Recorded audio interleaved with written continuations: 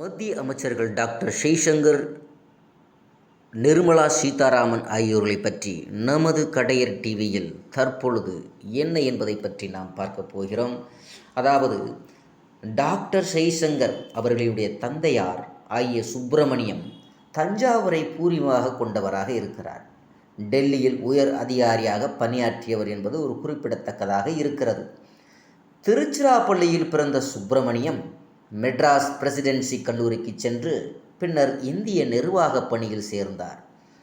பாதுகாப்பு ஆய்வுகள் மற்றும் பகுப்பு ஆய்வுகளுக்கான பாதுகாப்பு சிந்தனை குழுவில் IDSA நிறுவன இயக்குநராக சுப்பிரமணியம் இருந்திருக்கிறார். 1999 சுப்பிரமணியம் பத்மபூஷன் விருதை நிராகரித்தார். அதிகாரிகளும் பத்திரிகையாளர்களும் அரசாங்க விருதுகளை ஏற்கக்கூடாது என்று கூறினார். தமிழில் உரையாற்றுவார், எழுதுவார். அக்கால அதிகார வட்டத்தில் நன்றாக அறியப்பட்ட தமிழ்நாட்டைச் சேர்ந்த அதிகாரியாக காணப்பட்டிருக்கிறார். 1970களில் எழுதிய கட்டுரைகளில் கலைஞரை, மாறனை பாராட்டி முரசொலி சுப்பிரமணியம் அவர்கள் எழுதியது எல்லாம் இவர்களுக்கு தெரியாததுதான். முரசொலி பத்திரிகையில் ஜெய்சங்கர் தந்தை சுப்பிரமணியம் அவர்களின் செயல்பாடுகள் குறித்து கலைஞரும் மாறனும் கூட குறிப்பிட்டு எழுதியிருக்கிறார்கள். முன்னாள் துணை குடியரசுத் தலைவர் ஹமீத் அன்சாரியால் கருதப்பட்ட இந்திய மூலோபாய விவகாரங்களின் டோயன் என்று சுப்பிரமணியம் விவரிக்கப்பட்டார் மற்றும் இந்தியாவின் தேசிய பாதுகாப்பு கொள்கையின் முக்கிய சிற்பிகளில் ஒருவராகவும் இருந்தார். அவர் கார்கில் போர் மறு ஆய்வு குழு மற்றும் இந்தியாவின் அணுசக்தி தடுப்பு கோட்பாட்டை உருவாக்கிய குழுவின் தலைவராகவும் இருந்திருக்கிறார். வெளிவிவகார அமைச்சரவின் தந்தை சுப்பிரமணியம் ஒரு IAS அதிகாரி மற்றும் இந்தியாவின் மிகவும் புகழ்பெற்ற மூலோபாய சிந்தனையாளர்களின் ஒருவர். பல பிரதமர்களின் நம்பிக்கையை அனுபவித்த புவிசார் அரசியலின் ஒரு உயர் அதிகாரி. அவருடைய புதல்வரான ஜெய்சங்கர் மன்மோகன் சிங் காலம் வரை வெளிவிவகாரத்துறை அதிகாரியாக டெல்லியில் பணிபுரிந்தார். அதன் பிறகு மோடி பிரதமராக வந்தபோது வெளிவிவகாரத்துறை அமைச்சராக ஜெய்சங்கர் பொறுப்பேற்றார்.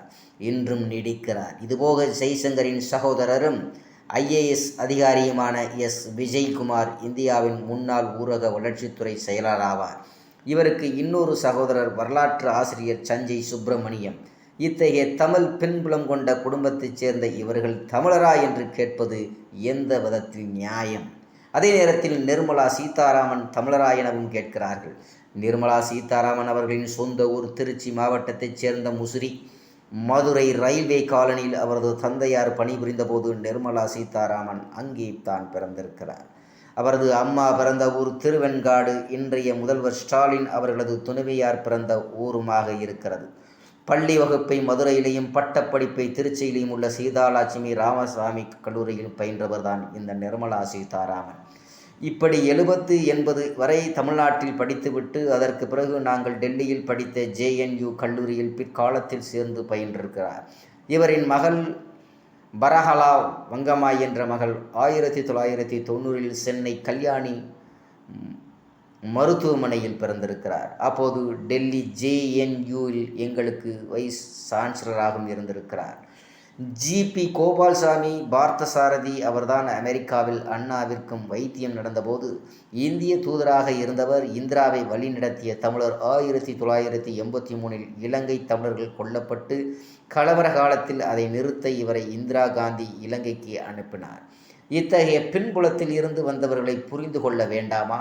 குறிப்பாக நிர்மலா சீதாராமன் அவர்களுக்கு தன் தாய்மொழியாகிய தமிழ் நன்றாக பேசத் தெரியும் போலவே இந்தியும் பேசவும் தெரியும், ஆங்கிலத்திலும் நன்றாக பேசுவார். அதை போல ஜெய்சங்கர் அவர்களும் தமிழிலும் பேசுவார். உண்மைகள் இப்படி இருக்க வெறுப்பு வைத்து கொண்டு தமிழர் விரோத போக்கை கையாளும் இன்றைய புதிய தலைமுறைகளுக்கு வரலாறு உள்ளிட்டு எதுவும் தெரிவதில்லை. அவர்களின் தலைவர்களுக்கும் கூட எதுவும் தெரிவதில்லை. ஒருவரை முன்வைத்து அவர் தமிழ் சமூகத்திற்கு என்ன செய்தார், எப்படி செய்தார் என்பதையெல்லாம் அறியாமல் அல்லது அறிந்தாலும் மறந்துவிட்டு அவர் தமிழரா இவர் தமிழரா என்று கேட்பதில் மட்டும் இவர்களில் வக்கணையும் வினயமும் தெரிகிறது என்பதை நமது கடையர் டிவியின் சார்பாக அவர்களுக்கு ஆலோசனை கூறி வருகிறோம். நன்றாக சிந்தியுங்கள், மனிதநேயத்தை வளர்த்து கொள்ளுங்கள். நமது பாரத தேசம், இந்திய தேசம் நமது மற்ற நாட்டுகளுக்கெல்லாம் முன் உதாரணமாக நாம் இருக்க வேண்டும் என்பதில் புரிந்து தெரிந்து கொள்ள வேண்டும். ஆகையால் மனிதநேயத்தை முன்வையுங்கள். ஜாதி கடந்து, மொழி கடந்து, இனம் கடந்து உலகத்துக்கு ஒரு முன் உதாரணமாக நமது பாரத தேசம் இருக்க வேண்டும் என்பதில் நீங்கள் கண்ணும் கருத்துமாக இருக்க வேண்டும். மொழியும் பிரிவினவாதம் யாரும் பேசக்கூடாது என்பதில் நாம் நமது இந்திய தேசத்திற்காக, இந்திய ஒற்றுமைக்காக, உலக நாடுகளுக்கு மனிதநேயத்தை கற்றுக் கொடுக்கும் வகையில் நமது கடையறு டிவியும் நமது தேசத்தின் பக்கமே நிற்கும் என்பதை கூறி, பொதுமக்களுக்கு நல்லவர்களுடன் சேருங்கள், நல்ல சிந்தனையாளர்களுடன் சேருங்கள் என்பதை பதிவு செய்கிறோம். நன்றி, வணக்கம்.